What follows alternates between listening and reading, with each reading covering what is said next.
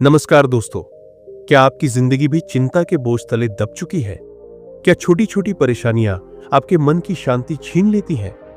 तो आज की कहानी एक ऐसे व्यक्ति की है जो दिन रात चिंता में डूबा रहता था और धीरे धीरे खुद को बर्बाद कर रहा था। लेकिन फिर एक दिन एक चमत्कार हुआ।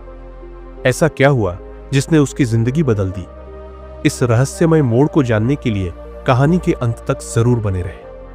यह कहानी एक छोटे से गांव में रहने वाले सोहन नामक व्यक्ति की है जो दिन रात चिंता में डूबा रहता था। सोहन की हर छोटी छोटी बात पर चिंता बढ़ जाती थी। कभी वह सोचता कि फसल खराब हो गई तो क्या होगा, तो कभी यह कि परिवार का पेट कैसे भरेगा।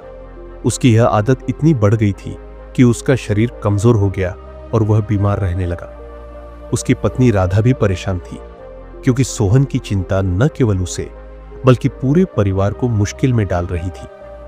तभी एक दिन गांव में खबर फैली कि गौतम बुद्ध वहां प्रवचन देने आ रहे हैं। बुद्ध का नाम सुनते ही सोहन की पत्नी ने कहा कि उन्हें जाकर उनसे मिलना चाहिए।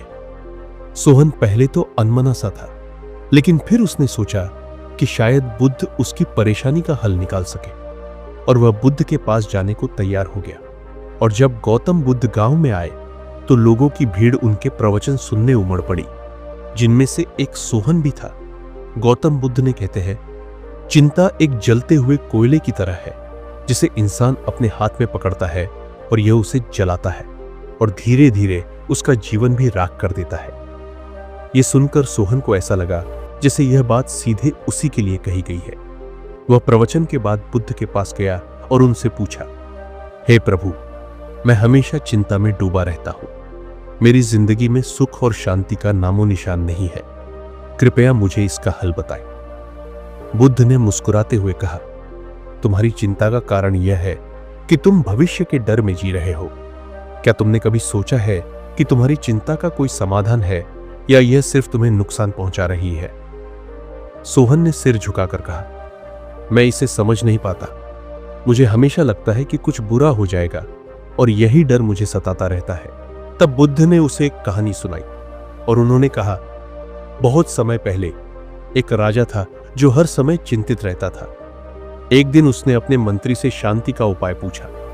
तब मंत्री ने राजा को एक अंगूठी दी जिस पर लिखा था, यह भी बीत जाएगा। राजा ने जब भी किसी परेशानी का सामना किया तब वह उस अंगूठी को देखता और सोचता, यह भी बीत जाएगा। धीरे धीरे उसे समझ आया कि हर परिस्थिति अस्थायी है। तब सोहन ने बुद्ध से पूछा, क्या यह मेरे लिए भी काम करेगा? बुद्ध ने कहा, अगर तुम अपनी चिंता से छुटकारा पाना चाहते हो तो अगले 7 दिन तक हर समस्या पर यही वाक्य दोहराओ, यह भी बीत जाएगा। साथ ही हर परिस्थिति को स्वीकार करने की कोशिश करो। यह सुनकर सोहन घर आ जाता है और जो बुद्ध की कही बात मान ली। और जब पहले दिन उसे फसल खराब होने की खबर मिली तो उसने मन में दोहराया, यह भी बीत जाएगा। वह घबराया लेकिन खुद को संभाल लिया और दूसरे दिन जब पैसे की तंगी हुई तो उसने फिर वही दोहराया। धीरे धीरे वह यह समझने लगा कि उसकी चिंता व्यर्थ है क्योंकि समस्याएं आती हैं और चली जाती हैं। और अंत में 7वें दिन गांव में एक बड़ी आग लग गई। सोहन का घर भी इस आग की चपेट में आ गया। गांव वाले चिल्ला रहे थे, लेकिन सोहन ने गहरी सांस ली और कहा, यह भी बीत जाएगा। उसने शांत मन से हालात को संभालने की कोशिश की। गांव वालों की मदद से आग बुझा दी गई और उसका घर बच गया। इस घटना के बाद सोहन ने समझ लिया कि चिंता किसी भी समस्या का हल नहीं है।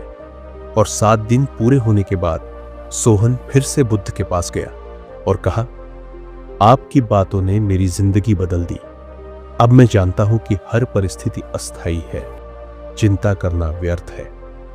बुद्ध ने मुस्कुराते हुए कहा, याद रखो, जीवन में सुख और दुख आते जाते रहते हैं। इन्हें स्वीकार करना ही सच्ची शांति का मार्ग है। तो इस कहानी से यह सीख मिलती है कि चिंता करने से समस्याएं खत्म नहीं होती, बल्कि हमारा जीवन और कठिन हो जाता है। अगर हम हर परिस्थिति को यह सोचकर स्वीकार कर ले कि यह भी बीत जाएगा तो जीवन सरल और सुखद हो सकता है। चिंता सिर्फ हमारे मानसिक शांति को ही नहीं बल्कि हमारे पूरे जीवन को भी नष्ट कर देती है। जीवन में परेशानियां आना स्वाभाविक है, लेकिन अगर हम उन्हें स्वीकार करते हुए हर परिस्थिति को यह सोचकर देखते हैं कि यह भी बीत जाएगा, तो हम अपने जीवन में शांति और संतुलन पा सकते हैं। चिंता से बचना और हर स्थिति को धैर्य और समझ से पार करना ही सच्ची सुख शांति का रास्ता। अगर आपको यह कहानी पसंद आई हो और आप भी ऐसे और प्रेरणादायक विचारों को अपने जीवन में लागू करना चाहते हैं, तो कृपया हमारे चैनल को सपोर्ट करें, वीडियो को लाइक करें, सब्सक्राइब करें और दोस्तों के साथ शेयर करें, ताकि हम और भी ऐसी कहानियां आपके लिए लेकर आ सके। धन्यवाद।